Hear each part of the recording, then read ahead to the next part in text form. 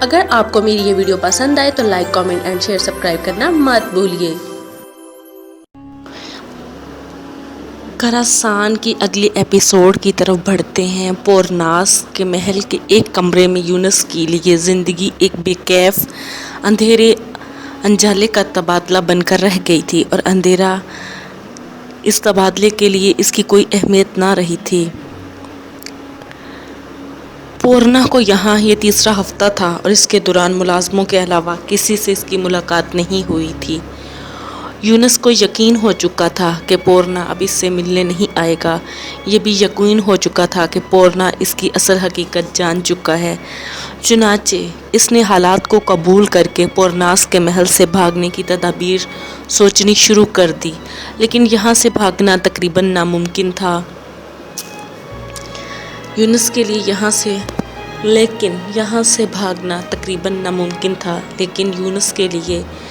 سے بھاگنا لازمی ہوتا جا رہا تھا۔ رات کا آخری پہر تھا۔ پورناس کے محل کا کونا کونا تاریکی میں ڈوبا ہوا تھا۔ محل میں صرف پہرے دار جاگ رہے تھے یا پھر یونس۔ اس وقت یونس مکمل طور پر تیار تھا اور وہ یہاں سے بھاگنے کے منصوبے پر عمل کرنا چاہتا تھا جو اس نے چند دن پہلے سوچا تھا۔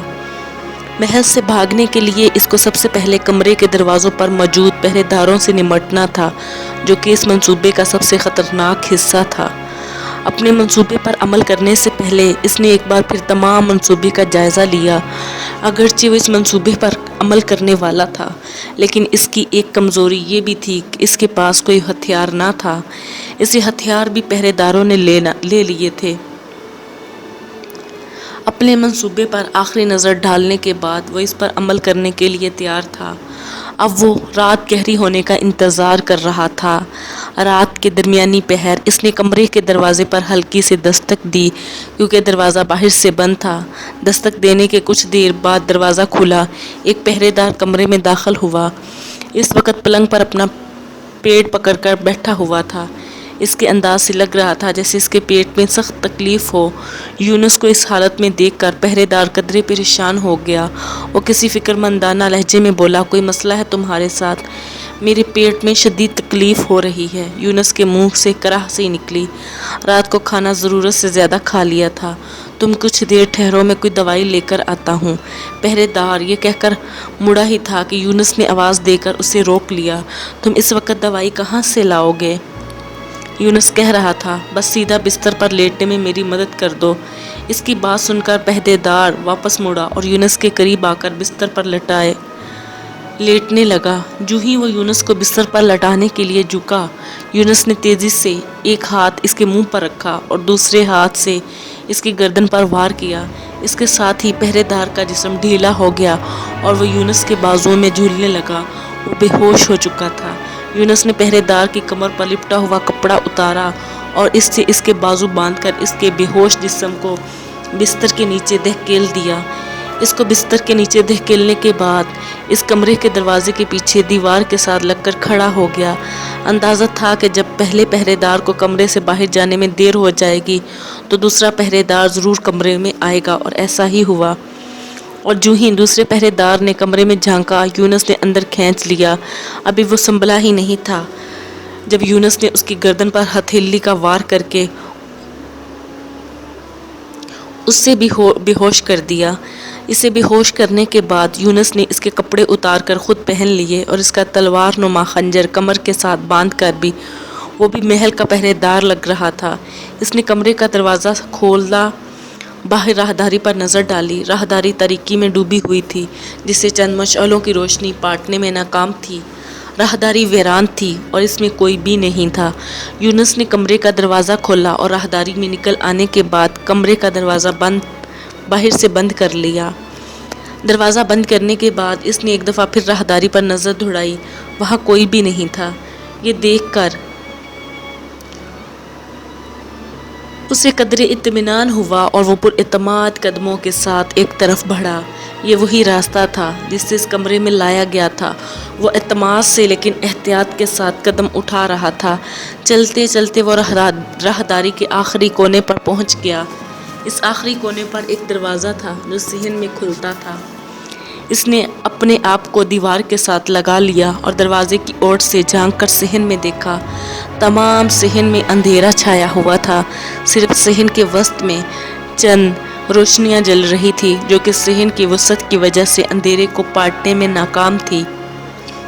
صحن میں روشنیوں کے قریب دو آدمی نیم غنودگی کے عالم میں بیٹھے تھے۔ جس جگہ راہداری کھلتی تھی وہاں مکمل طور پر اندھیرا تھا، اس لیے یونس کے لیے یہاں سے نکلنا خطرناک نہیں تھا۔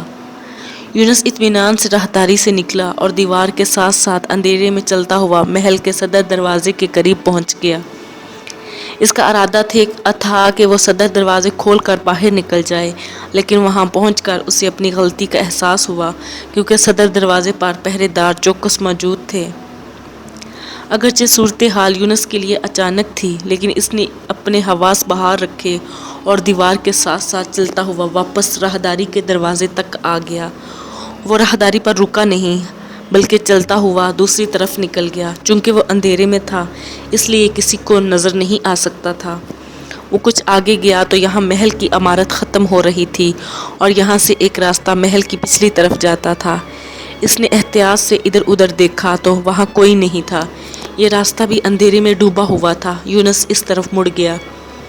یونس کو جلد ہی اندازہ ہو گیا کہ راستہ محل کے اصطبل کی طرف جاتا ہے، کیونکہ وقفے وقفے سے گھوڑوں کی ہلکی ہلکی ہنہناہٹ اس بات کی خبر دے رہی تھی۔ کچھ مزید چلنے کے بعد وہ اصطبل کے سامنے تھا۔ اصطبل میں ہلکی ہلکی روشنی تھی اور اس وجہ سے ارد گرد کی جگہ بھی قدرے روشن تھی۔ اس روشنی میں سے اصطبل سے کچھ دور ایک بگھی نظر آئی۔ بگھی کو دیکھ کر اسے یاد آیا کہ یہ پورناس کی ذاتی بگھی ہے۔ یہ خیال آتے ہی اس کے ذہن میں فوراً ایک منصوبہ ترتیب دے لیا۔ اسے کی اندازہ تو پہلے ہی تھا کہ پورناس اس محل میں ہی موجود ہے، اور بگھی کو دیکھ کر یہ اندازہ یقین میں بدل گیا۔ اس نے ادھر ادھر دیکھا، وہاں کوئی نہ تھا۔ ارد گرد کسی کو نہ پا کر وہ اوٹ سے نکلا اور بگھی کے نیچے لیٹ گیا۔ بگھی کے نیچے لیٹنے کے بعد اس نے بگھی کے نچلے اگلے حصے سے میں نکلنے والے پہیے کے سلاخ کے اوپر اپنی ٹانگیں رکھی اور پچھلے حصے کے پہیوں کی سلاخ کو پکڑ کر اپنے آپ کو اوپر کھینچ لیا۔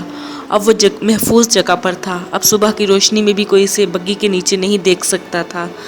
اگرچہ اس طرح بگھی کے نیچے لیٹنا ایک صبر آزما کام تھا، لیکن اس محل سے نکلنے کا اس سے محفوظ طریقہ کوئی اور نہ تھا۔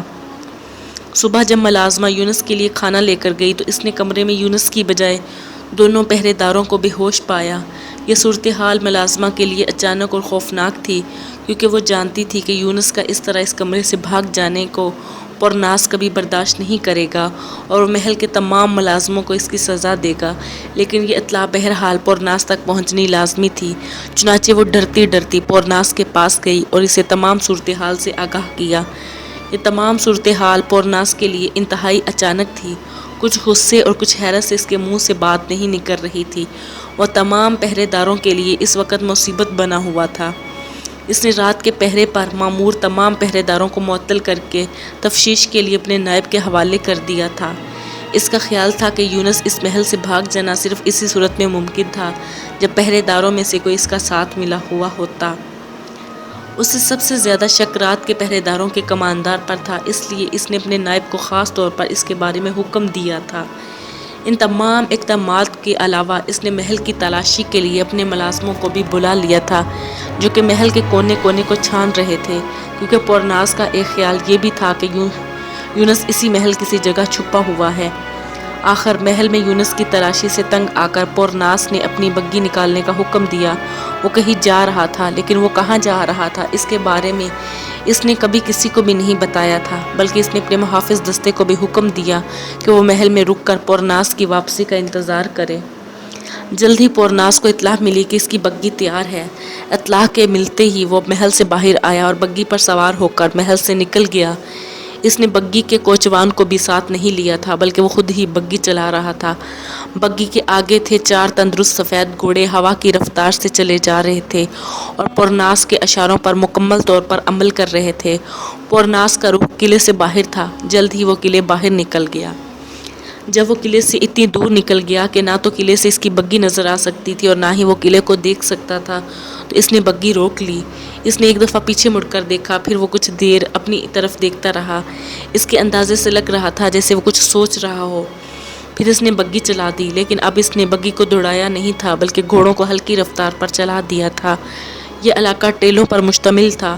جس وقت پورناس نے بگھی کو روکا، یونس نے بگھی کے پہیوں کی سلاخوں سے ٹانگیں نکال کر اپنے آپ کو زمین پر لگا لیا۔ جب پورناس نے بگھی کو دوبارہ چلایا تو اس وقت وہ زمین پر ساکت لیٹا ہوا تھا۔ جب پورناس بگھی کو چلاتا ہوا کچھ دور چلا گیا تو یونس احتیاط سے اٹھا اور قریب موجود ایک ٹیلے کے پیچھے چھپ گیا۔ جب پورناس یونس کی نظروں سے اوجھل ہو گیا تو یونس ٹیلے کے پیچھے سے نکلا۔ اس کا رخ قلعے کے قریب ایک بستی کی طرف تھا۔ بستی کے قریب پہنچ کر یونس نے اپنی کمر کے گرد لپٹا کپڑا کھولا اور اسے سر پر اس طرح باندھ لیا کہ اس سے اس کا منہ بھی کسی حد تک چھپ گیا تھا۔ قصبے میں داخل ہونے کے بعد یوسف کچھ دیر مختلف گلیوں میں بلا مقصد گھومتا پھرتا رہا۔ اس سے اس کا مقصد کا حالات کا جائزہ لینا تھا۔ پھر وہ ایک گھر کے سامنے رک گیا اور اس نے دروازے پر دستک دی۔ کچھ دیر بعد دروازہ کھلا، وہ اندر داخل ہو گیا۔ اندر داخل ہو کر یونس نے فوراً اندر سے دروازہ بند کر لیا۔ وہ دروازہ بند کر کے مڑا تو اس کے سامنے زرار بن حسین کھڑا تھا۔ تجھے یہاں دیکھ کر حیرت ہو رہی ہے؟ زرار نے یونس کو دیکھ کر کچھ حیرت اور کچھ خوشی کے ملے جلے لہجے میں کہا، میرا یہاں تک پہنچ جانا ایک معجزہ ہے۔ یونس بولا، نہیں تو میں جس طرح پھنس گیا تھا میرا نکلنا ناممکن تھا۔ زرار بن حسین یونس کو اندر والے کمرے میں لے آیا۔ تجھے پتا ہے تیرے جانے کے بعد کیا ہوا؟ زرار نے یونس سے سوال کیا۔ نہیں، کیا ہوا اور بھلا میں جان بھی کیسے سکتا ہوں؟ یونس بولا، تیرے جانے کے بعد ابو موسیٰ بھی پکڑا گیا، اب وہ بخارا کے کسی قید خانے میں بند ہوگا۔ زرار بن حسین نے کہا، اور کہا تجھے معلوم ہے اسے کس نے پکڑا ہے؟ نہیں، یونس نے سر ہلاتے ہوئے کہا، اسے پکڑنے والا وہی ہے جس کے پاس تجھے بھیجا گیا تھا۔ زرار بن حسین نے کہا، پورناس؟ یونس حیرت زدہ ہو کر بولا، پورناس نے اسے پکڑا ہے؟ ہاں، پورناس نے اسے گرفتار کیا ہے۔ زرار بن حسین نے جواب دیا، اسے تجھ پر شک ہو گیا تھا، اس لیے اس نے تیرے بارے میں تحقیق کی اور اس طرح وہ ابو موسیٰ تک پہنچ گیا۔ میں اس کی نظر میں اس لیے نہیں آ سکا کیونکہ میں اس تمام مہم میں در پردہ تھا، اور مجھے در پردہ بھی اس پورناس کی وجہ سے جانا پڑا تھا کیونکہ وہ مجھے مرو میں دیکھ چکا تھا۔ یہ تمام باتیں مجھے اپنی تحقیق کے نتیجے میں معلوم ہوئی ہیں، لیکن حیرت کی بات تو یہ ہے کہ پورناس کو مجھ پر شک کیسے ہوا؟ میرے ساتھ اس کی دوستی بہت گہری تھی۔ یونس بولا، نہیں، اس سے تمہاری دوستی کا تعلق نہیں، بلکہ ہمارے منصوبے میں کہیں نہ کہیں کوئی خامی رہ گئی تھی، اور اس خامی کو پورناس نے دیکھ لیا اور اس کو تم پر شک گزرا، چنانچہ اس نے اپنے شک کو رفع کرنے کی چھان بین کی اور وہ ابو موسیٰ تک پہنچنے میں کامیاب ہو گیا۔ زرار بن حسین نے گویا وضاحت کی۔ کچھ دیر وہ دونوں خاموش رہے، پھر زرار حسین بولا، اب ہمیں اپنے تمام منصوبے کا ایک مرتبہ مکمل احتیاط کے ساتھ جائزہ لینا ہوگا، لیکن اب اس کا کیا فائدہ؟ ہمارا منصوبہ تو ناکام ہو چکا ہے۔ یونس بولا، اس سے کم از کم ہمیں اپنی غلطیوں کا تو پتہ چل سکتا ہے۔ زرار نے وضاحت کرتے ہوئے کہا۔ پھر وہ دونوں اس منصوبے پر بحث کرتے رہے جو زرار بن حسین، ابو موسیٰ اور یونس نے مل کر بنایا تھا۔ اچانک زرار بن حسین بولا، اس منصوبے میں خامی اس جگہ پیدا ہوئی ہے جب تم اس منصوبے کا حصہ بنے۔ یہ بات زرار بن حسین نے قدرے عجیب انداز میں کہی تھی۔ تم کہنا چاہتے ہو؟ یونس حیران ہو کر بولا، کیا تم مجھ پر شک کر رہے ہو؟ ہرگز نہیں، زرار بن حسین بولا، بلکہ میں تو یہ واضح کرنا چاہتا ہوں کہ جس طرح میں نے اور یونس نے تمہیں اپنے منصوبے میں شامل کیا اور پھر پورناس کے پاس بھیجا، وہ طریقہ غلط تھا، لیکن مجھے تو اس میں کوئی خامی نظر نہیں آتی۔ یونس نے کہا، سنو، میں اب تک ہونے والی تمام واقعات دہراتا ہوں، تم ان پر غور کرو، تمام صورتحال خود ہی تمہارے سمجھ میں آ جائے گی۔ اس کے بعد زرار بن حسین نے تمام واقعات دہرانے شروع کر دیے، جن کا خلاصہ یہ تھا کہ قتیبہ بن مسلم نے زرار اور ابو موسیٰ کو بخارا میں جاسوسی کے لیے بھیجا تھا۔ بخارا پہنچ کر زرار اور ابو موسیٰ کو کسی ایسے ذریعے کی ضرورت تھی جس کی مدد سے وہ بخارا کے انتظامیہ کے ایوانوں میں داخل ہو سکے۔ زرار بن حسین اور ابو موسیٰ کسی ایسے موقع کی تلاش میں تھے جس کا وہ فائدہ اٹھا کر وہ دونوں اپنے مطلب کی معلومات حاصل کر سکتے۔ اسی کوشش میں ایک دن زرار بن حسین بازار کا چکر لگا رہا تھا جب اس کی نظر پورناس پر پڑی۔ پورناس کو دیکھ کر زرار بن حسین کو حیرت ہوئی کیونکہ وہ اسے بخارا میں ایک مسلمان کماندر کے ساتھ دیکھ چکا تھا۔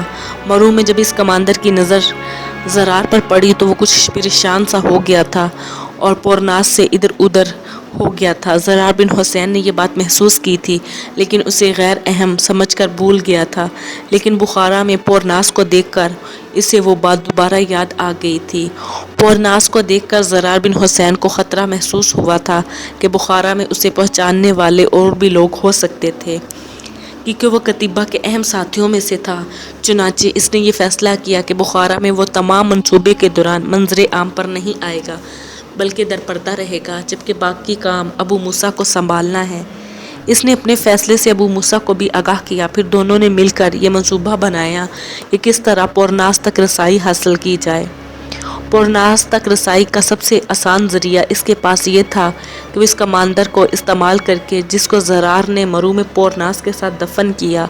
شروع میں زرار بن حسین کماندر کو استعمال کرنے کے حق میں نہیں تھا، لیکن جب اسے کوئی اور راستہ نہ ملا تو اس نے اس کماندر کو استعمال کرنے کا فیصلہ کر لیا۔ اس مقصد کے لیے وہ اکیلا بخارا سے مرو گیا اور اس نے قتیبہ کو تمام صورتحال سنائی۔ اس کی بات سن کر قتیبہ مسکرا دیا۔ قتیبہ مسکراتے ہوئے بولا، اور جب تم نے اس کماندار کو پورناس کے ساتھ دیکھا تھا تو تم نے اس کی اطلاع مجھے نہیں دی تھی، کیوں؟ میں نے ان تمام باتوں کو غیر اہم سمجھا تھا، زرار بن حسین بولا، اور اب تم اس کماندار کو اپنے منصوبے میں استعمال کرنا چاہتے ہو جو پہلے ہی بخارا کی حکومت کے ساتھ مل کر ہمارے ساتھ غداری کر رہا ہے۔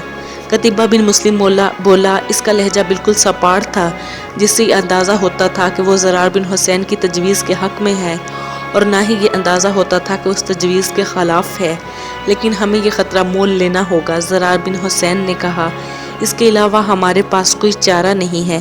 تم جانتے ہو تم جس کماندار کی بات کر رہے ہو وہ کون ہے؟ قتیبہ بن مسلم بولا، نہیں، لیکن میں اس کی شکل سے اسے پہچان سکتا ہوں۔ زرار بن حسین بولا، اگرچہ تم نے کماندار اور پورناس کی ملاقات والی بات مجھے نہیں بتائی تھی، لیکن یہ بات مجھ تک پہنچ گئی تھی۔ قتیبہ بن مسلم نے کہا تو زرار بن حسین حیرت سے اس کی طرف دیکھنے لگا، کیونکہ اس بات سے صرف 3 آدمی ہی واقف تھے، ایک زرار بن حسین خود، دوسرا پورتاس اور تیسرا مسلمان کماندر۔ اور کیا تم جانتے ہو مجھ تک یہ بات کس نے پہنچائی؟ قتیبہ نے کہا، نہیں۔ زرار بن حسین نے مختصر جواب دیا، مجھے اطلاع اس کماندار نے خود ہی دی تھی۔ اس کا نام یونس ہے اور وہ میرے انتہائی قابل اعتماد جاسوسوں میں سے ہے۔ اس کا اور اس کے چند ساتھیوں کا کام صرف مرو کے اندر ہونے والی دشمن کی جاسوسی کی سرگرمیوں کا کھوج لگانا ہے۔ وہ بہت ذہین انسان ہے اور ایک اچھے جاسوس کے تمام خوبیاں اس میں موجود ہیں۔ قتیبہ بن مسلم نے کہا تو زرار بن حسین کے چہرے پر حیرت کا تاثر ابھر آیا۔ اس کی حیرت بجا تھی کیونکہ وہ قتیبہ کے ان چند ساتھیوں میں سے تھا جس قتیبہ بن مسلم کی ہر طرح کے مسئلے پر بحث کر لینا تھا، چاہے مسئلہ کتنا خفیہ کیوں نہ ہو۔ لیکن ابھی تک قتیبہ کی ذات اور اس کے قائم کردہ نظام کے کئی گوشے اس کی نظر سے پوشیدہ تھے، اور پورناس کو بھی یونس نے ہی ڈھونڈا تھا۔ اس نے پورناس کے سامنے اس طرح کا ڈرامہ کیا تھا کہ جیسے یونس نے پورناس کو نہیں بلکہ پورناس نے یونس کو اپنے مقصد کے لیے استعمال کرنے کے لیے ڈھونڈا ہو۔ قتیبہ بن مسلم کہہ رہا تھا، اور پھر ایک دن بازار میں پورناس اور یونس نے بازار میں تمہیں دیکھ لیا۔ تم بھی ان دونوں کو دیکھ چکے تھے، تمہیں ان دونوں پر شک بھی ہوا تھا، اور اس بات کا اندازہ وہ دونوں تمہارے چہرے سے لگا چکے تھے۔ پھر اسی دن پورناس نے بھی یونس کو کچھ بتائے بغیر اچانک غائب ہو گیا، شاید اسے تمہاری طرف سے خطرہ لاحق ہو گیا تھا۔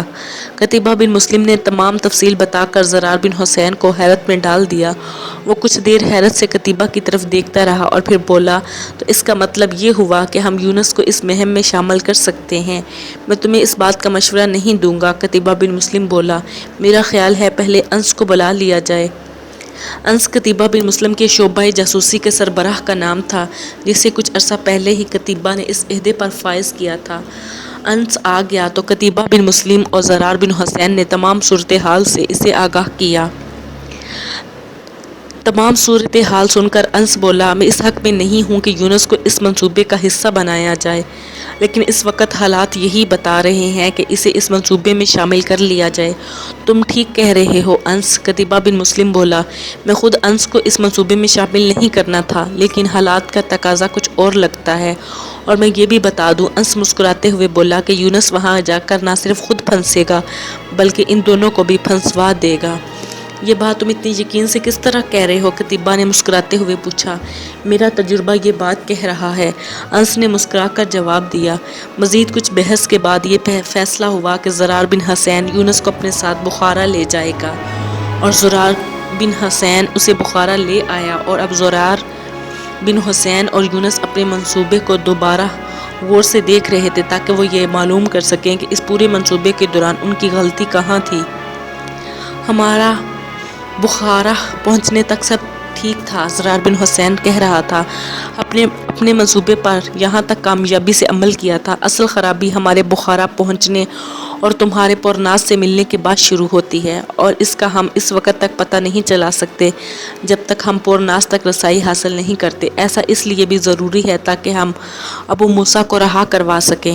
تم درست کہہ رہے ہو، یونس بولا، لیکن ہم عام طریقے سے پورناس تک رسائی حاصل نہیں کر سکیں گے۔